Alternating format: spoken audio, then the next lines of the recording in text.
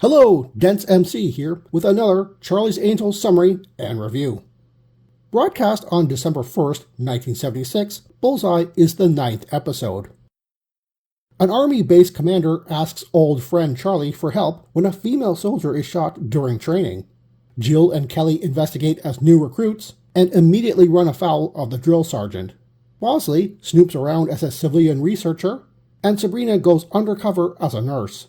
The Angels have to discover whether the woman's death was a result of a forbidden romance gone sour, or if she was involved in something shady going on in the base. This episode features L.Q. Jones as the immediately suspicious Drill Sergeant Billings, Robert Pine as friendly Dr. Canlin, before becoming a cast member of CHIPS, and Marla Pennington as Jenny Warren, the invalid soldier who knows too much.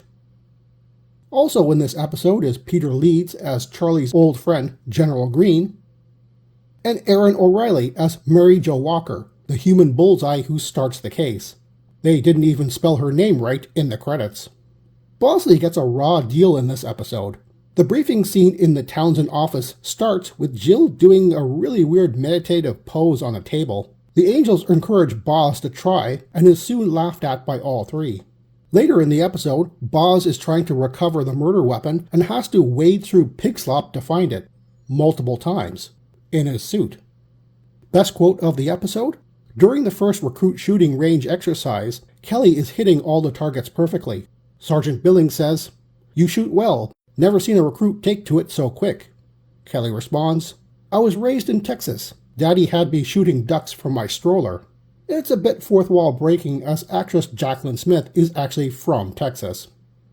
This is kind of a spoiler, but the most interesting scene is when Kelly takes a faulty M16 and shoots at Sergeant Billings, who is dragging hostage Jill to his escape plane. Kelly manages to shoot Billings' pistol out of his hand, allowing Jill to run away. But Kelly was aiming for Billings' shoulder. Normally, I don't recap almost all the story threads so negatively, but I really have to here. Okay, from the beginning. Mary Jo is shot in broad daylight in the middle of a training exercise. At no point is a ricochet or a weapons malfunction explored. Sergeant Billings is shown as the shooter, to the audience anyway, so no mystery there. The Angels are called in by General Green, who wants some undercover work his MPs are incapable of. Why does he need undercover work when he's only looking for the murder weapon and possibly people of opportunity? Nothing deeper is going on. Yet. Jill talks to Mary Jo's bunkmate, who links the victim to Sergeant Billings and mentions their good relationship turned bad after she had repeated medical visits. When Jill and Kelly get together, they only discuss the relationship part. Mary Jo's odd absences to the medical wing should have raised red flags at this point. Kelly's gas mask is tampered with in retaliation for her discovery of large payment receipts in Sergeant Billings' office. Kelly's incident is never investigated or even mentioned again. Sabrina accidentally discovers Sergeant Billings' link with Dr. Canlin while at an officer's bar. Billings arrives already drunk. I'm only assuming he left the non-com bar drunk. He acts obnoxious here, but also everywhere else, and starts a fight which Canlin quickly calms him down to end. I'm not sure how this is suspicious given the two are war buddies as explained to Sabrina earlier. Sabrina helps Jenny, a soldier with a heart problem, when she goes into cardiac arrest. Jenny clearly doesn't want the medicine the head nurse is trying to give, so Dr. Canlin has to step in when her condition deteriorates. Only outside the room do we discover that drug is expired, and the head nurse borrowed it from the emergency supplies. So how did Jenny know which one it was? Sabrina then puts the plot together in front of the general. Sergeant Billings and Dr. Canlin are buying cheap expired drugs and selling it to the army at full price and hiding them among the emergency supplies meant for off-base use. Before this, we discover Mary Jo was going to be assigned to the medical supply unit, so either she was in cahoots with the scam and turned on them, or she discovered the scam and wanted to expose it. If she reported her discovery to Dr. Canlin, not knowing he was part of the scam, it would make sense since he's the one who orders Sergeant Billings to silence her. However, Sabrina continues to speculate that Mary Jo would be needed to cover up or alter the drug purchase orders so it wouldn't be traced back to them. To me, this seems more like something Jenny would be involved with. When Sabrina interrogates her, she doesn't confess, although clearly guilty. what becomes of her is a loose end. At this point, the listening general should be saying or doing something, either confessing that his hands are tied by red tape of Army regulations, or ordering that Billings and Canlon or the entire base be on lockdown. Something, but we get nothing from this guy.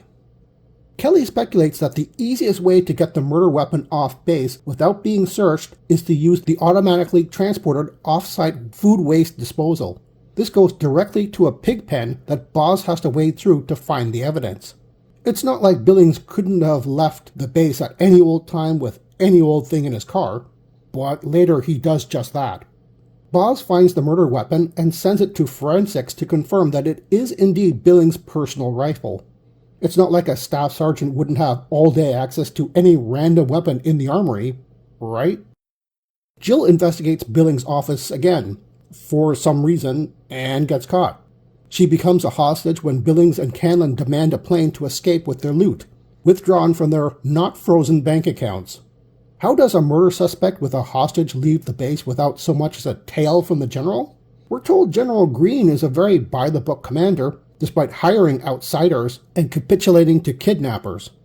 After rescuing Jill, with zero help from anybody else, Kelly and Sabrina chase after Billings, who's trying to take off in the plane. In a badly edited scene, as many other reviewers have pointed out, the plane proceeds to crash into a shed and burst into fire when Sabrina uses her jeep to cut him off. Mind you, the runway, if you can call it that, is wide, flat dirt land.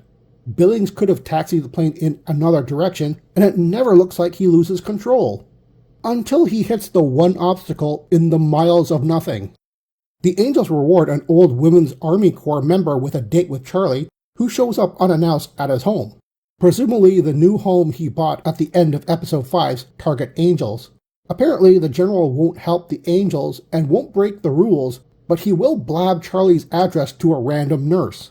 The end. Did I get that right? It sounds like scene connecting parts are missing, but there aren't. IMDb gave this episode a 7.0 out of 10, and I couldn't disagree more. This one stinks more than Kelly's inappropriate Auschwitz joke. I'd give this one a 6.5, and that's only because I don't want to bring down the average rating of the season. Sure, this episode has Jill and Kelly braless in tight fatigue t-shirts during their hand-to-hand exercise scene. But this is also the first episode I can recommend a viewer skip if they're not in the mood for wall-to-wall nonsense. Good morning, Charlie.